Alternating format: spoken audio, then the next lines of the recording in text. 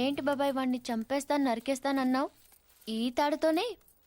తాడే కదా అంత తేలిగ్గా తీసేకమ్మా.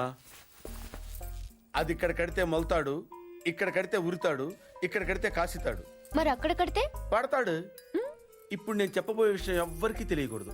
మన ఇద్దరి మధ్యనే సమాధి అయిపోవాలి. ప్రామిస్? Promise promise. ఓకే.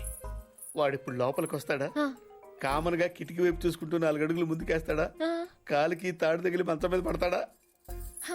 తర్వాత దుప్పటి కప్పుకుని పడుకుంటాడు.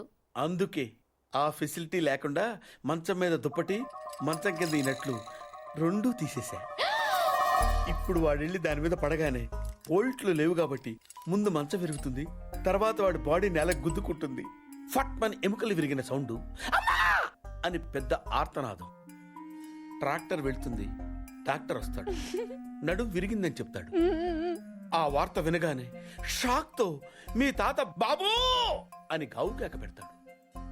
పార్దు అని మీ అమ్మ, బాబా మీ అక్క, మా ఆవిడ.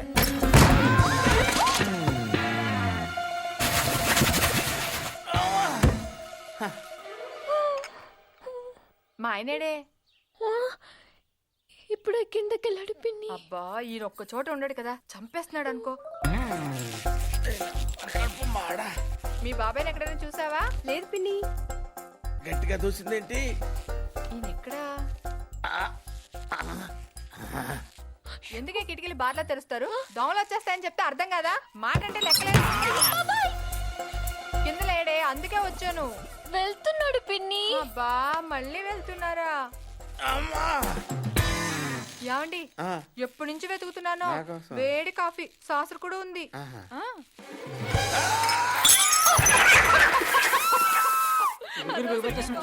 మాట కూడా రావట్లేదు. అయ్యో పాత రూమ్ తీసుకెళ్ళి అక్కడైతే గాలి బాయేస్తుంది. తొందరగా తీసుకెళ్ళండి.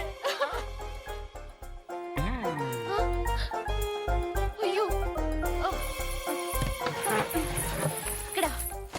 ఇక్కడ పడుకోబెట్టండి. ఇక్కడ అదేంటి ఇక్కడ పడుకోబెట్టారు? మంచం మీద పడుకోబెట్టండి నా దేవుడు.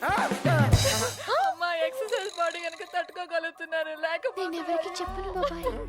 ఏదో చెప్పాలనుకుంటున్నారు. పాపం తొందరగా మంచం మీద పడుకోబెట్టండి. అంతా అయిపోతుందండి.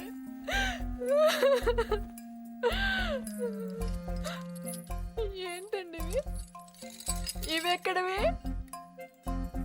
ఈ మంచానివే పిన్ని.